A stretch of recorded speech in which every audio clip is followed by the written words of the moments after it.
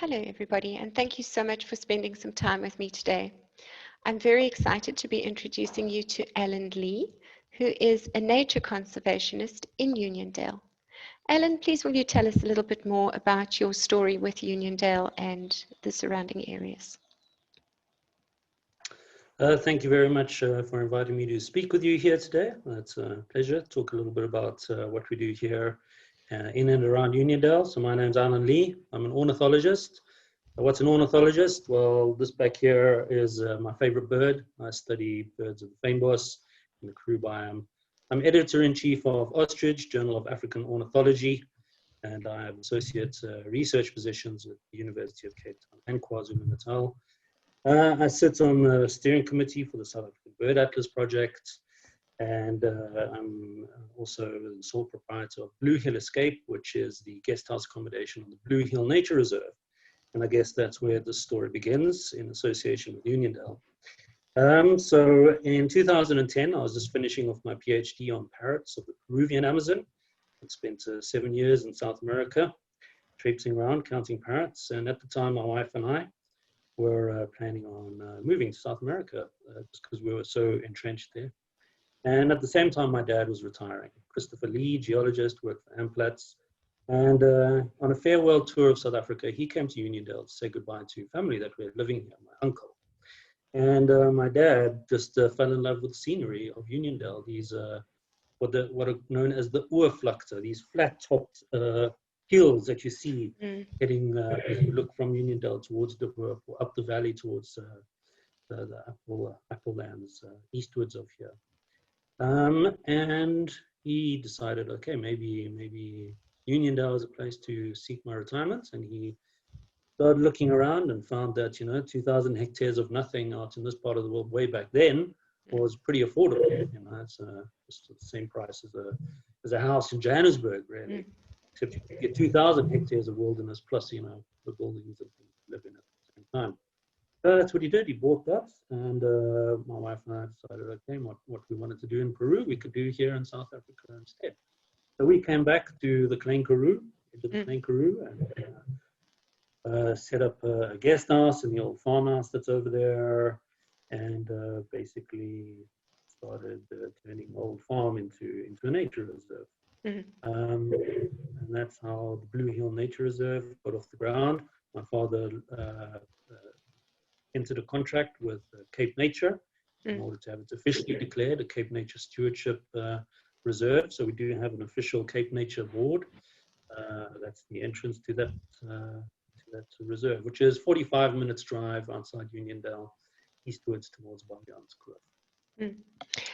But at the same time, we also realized that, it wouldn't be a sole source of income, so we then started to do other things as well. So that's when I officially became associated with the University of Cape Town, doing postdoctoral research, studying orange-breasted sunbirds, this beauty back here, Cape sugarbirds, and other birds, which are only found in the fynbos biome, which are on all these hills around Uniondale. Special place for birds and plants. I have noticed that our gardens are very, very full of birds here. We see way more birds in our garden here than I ever did in Johannesburg. Yeah, it's a function of various things. Towns in the Karoo are little oases. So if you go into the veld itself, you'll often find nothing because it's dry. Whereas towns, you've got trees, you've got people feeding the birds, you've got water. And water, as anyone in the Karoo knows, is a source of life.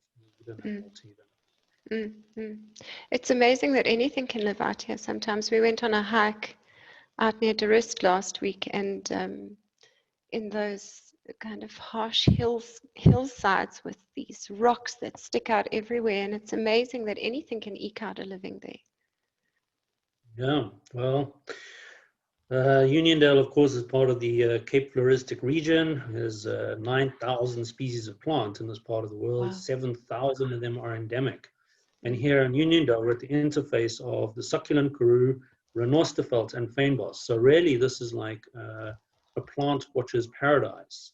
This copy here behind the town, it's a nature reserve, a little municipal nature reserve. and that is full of little plants that you don't get anywhere else. It's a really special little place. Mm. In the mountains behind that, we get into the fynbos, all sorts of special things, proteas, ericas, and the associated birds, which are only found up there, fynbos endemics, like the orange-breasted sunbird.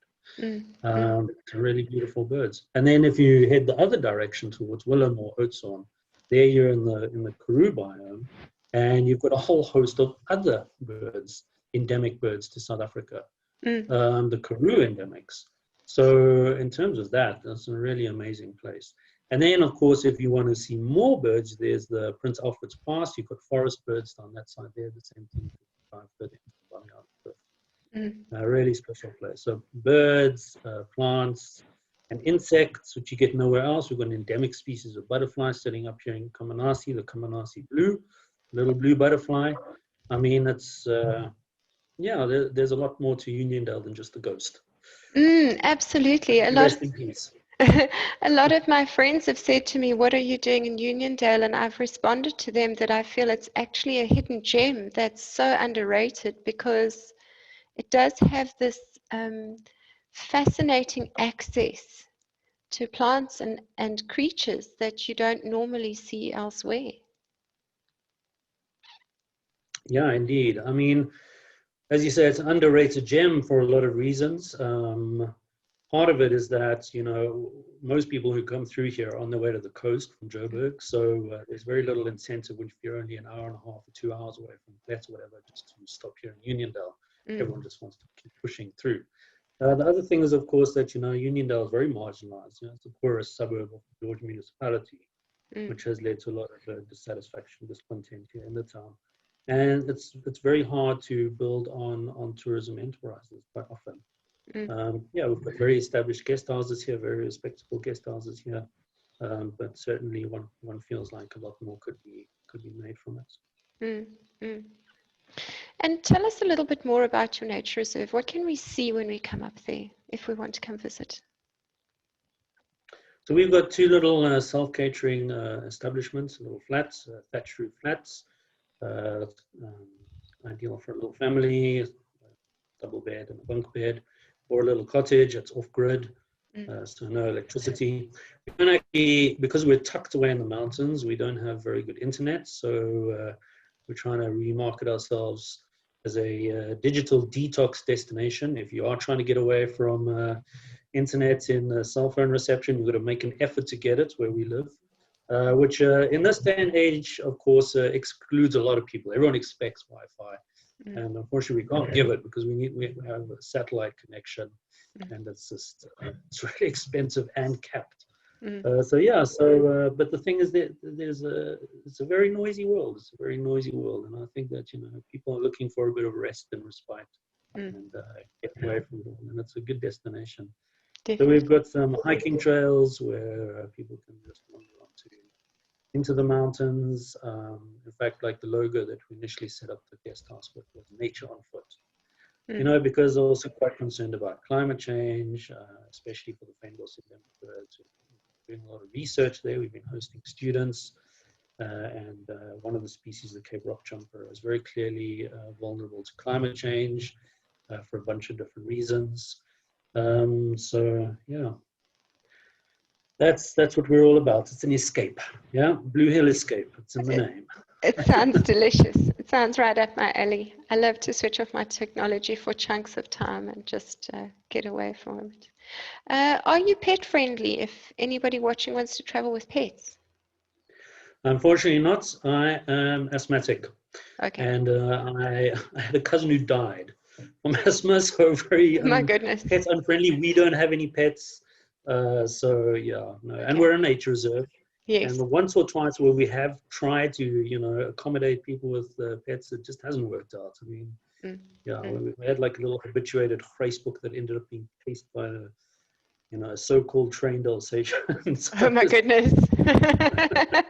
There are lots of other places around us where you could take a break, which are pet friendly. There's the Hartbeespoort Gastehuis, which is 2 farms away from us. There's Kouga Game Farm. Don't know if they're pet friendly, but that's also very close by, and that's a lot more established. They do have Wi-Fi.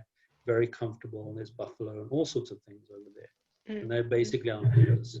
So different clientele that they cater for.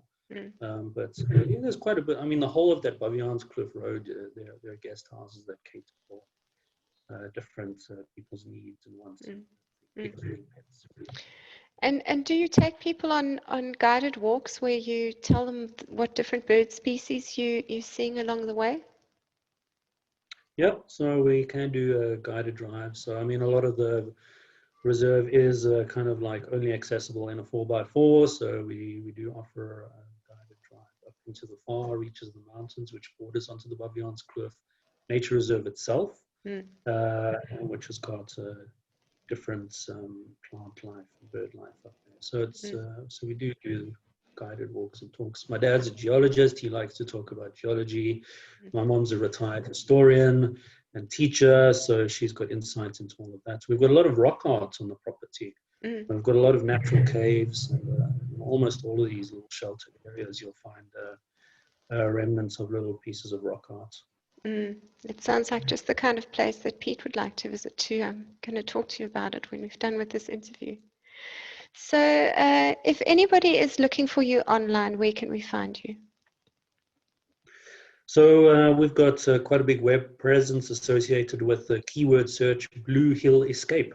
So type that into Google and you'll pick us up, either the blog, the website, Facebook page, or whatever. We've got a website which lets you find us easily, www.bluehillescape.kouga, or just type us into Google Maps and you can navigate your way to our doorstep.